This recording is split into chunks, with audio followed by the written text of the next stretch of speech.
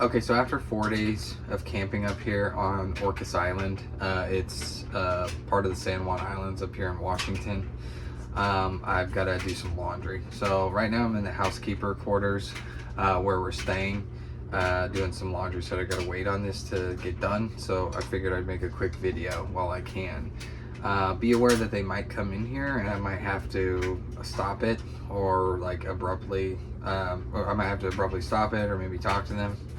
So that could be a little awkward, but just wanted to talk about some of the things that I've seen up here. It's hard to tell, like, on one hand, who is visiting here with their dog and who lives here with their dog. It's safe to say, like, if people are camping with their dog or potentially taking the ferry with their dog, that they're not from around here. That's not a given, but it's a pretty good, like, assumption, but you can't be said for 100% of like the people observed.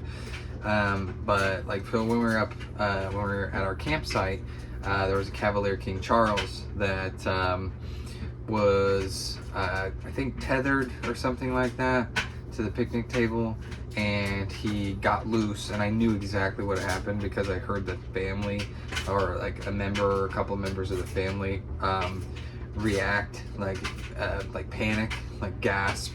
It was an all too familiar sound. So he ran directly over to our camp, and I was asking like so whoever was available closest to me for food. So like I kind of had a brain fart on one hand because like, well, that person said we didn't have like we didn't really have anything. We had marshmallows and we had Cheez-Its closest to us, and that would probably been the best fit. But things happen very quickly, and you know, we just do what we can do. So he ran over to me, and then I bought them some time basically because he visited with me.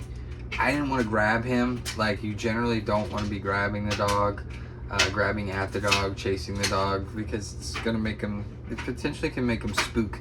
And then like I'd be telling you a different story right now potentially, because ultimately the dog ran up the hill, and then I was trying to instruct them to like lay down and make silly noises and stuff like that, but they ran over to him where he like, you know, kind of froze, and they grabbed him real quick, and like thankfully he was fine, and thankfully they collected him, and thankfully he's alive right now as far as I know. But so lack of recall, and then like dogs slipping out of their gear, so equipment not adjusted correctly.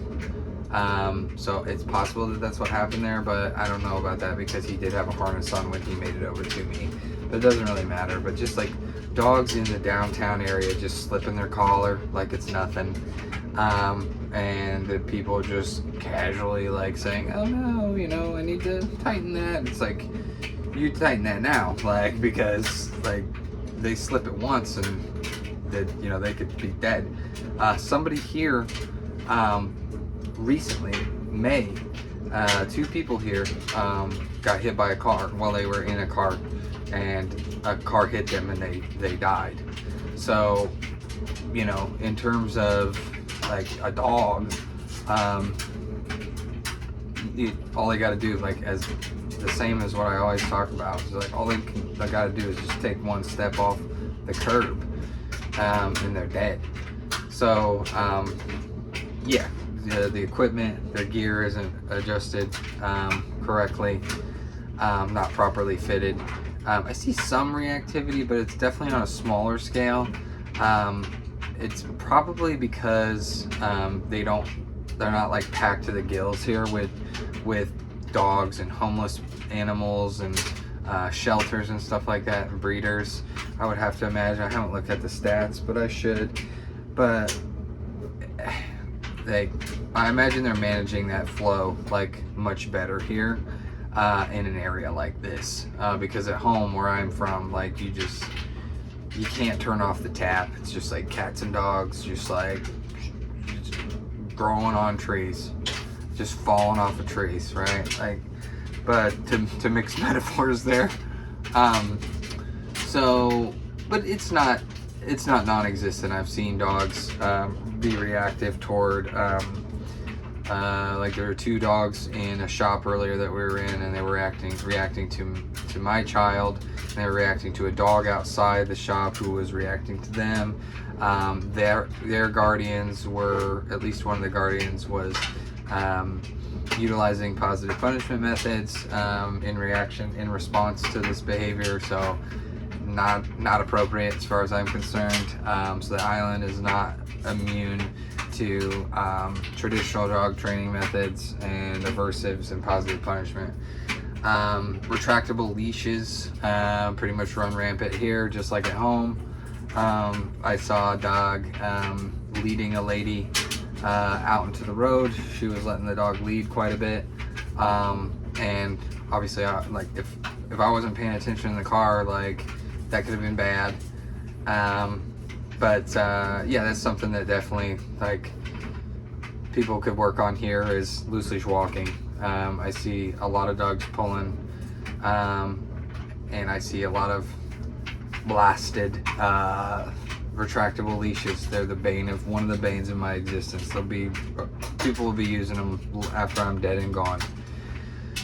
So anyway, I just wanted to record a video while I'm here, because there's been a lack of engagement on my part on my own channel. Just while I've been up here, I haven't had access to Wi-Fi or electricity consistently.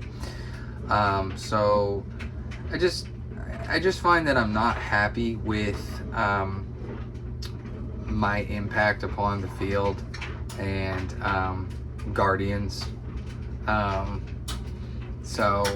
And I don't think I ever will be until like I'm able to travel and help as many people as I possibly can, supernatural style. So you know, Dean and Sam Winchester style. So, you know, stay tuned, because maybe one day we'll be able to save enough money for me to do that, because originally that was the plan.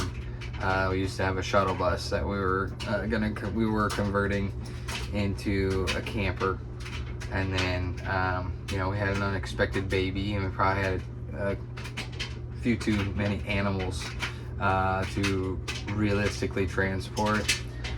But yeah, I really need, like, I feel empty if I'm not helping as many people as possible. Like, there's a client that told me that, and things could go sideways from here now, but I feel like they're more confident than they were when they contacted me a couple weeks ago. But they told me they had a particular kind of dog. You know, I'll go ahead and specify. They had healers for like 20 years. And I'm like, oh man, like this person, you know, is more like experienced with, you know, their dog's breed than I am. You know, because I'm not a walking breed encyclopedia. I look at like behavior that's specifically occurring. But you know, I just assumed like, hey, this person like knows more than I do, even though they're not a dog trainer. Well, like there's some things that I was teaching them and imparting to them and sharing with them from other sources, other credible sources, and they were like, man, you know, we really screwed up. And it's like, you know, in terms of like, as far as I go, everything that I advise people against doing, I've lived to do like many times over. And I have like definitely led some dogs astray on, like, probably not in a professional capacity, but like as a kid with a dog, and into my early adult years, doing the wrong thing. I've done the wrong thing over and over and over again, and that's the only way that, unfortunately, I learned, and I listened to people much smarter than me. And so I like to try to get ahead of it and teach people what to do before they have to learn a really tough, painful lesson. So anyway, shout out to that person.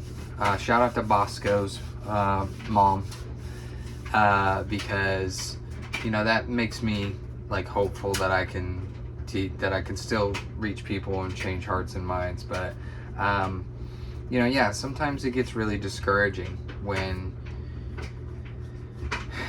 you know, you feel like you want to share with people, like, and tell people, you know, what they might have more success with, and you already, like, you have a defeatist attitude because you see a lot of people around doing the wrong thing or doing something that's not productive, and you think that you're already like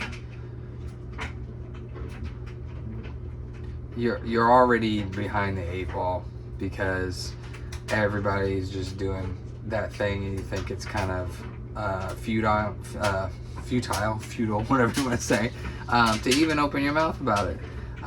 But don't be so sure, I guess. So anyway, long rambling rant. If you've made it through, I appreciate you watching. Have a good weekend.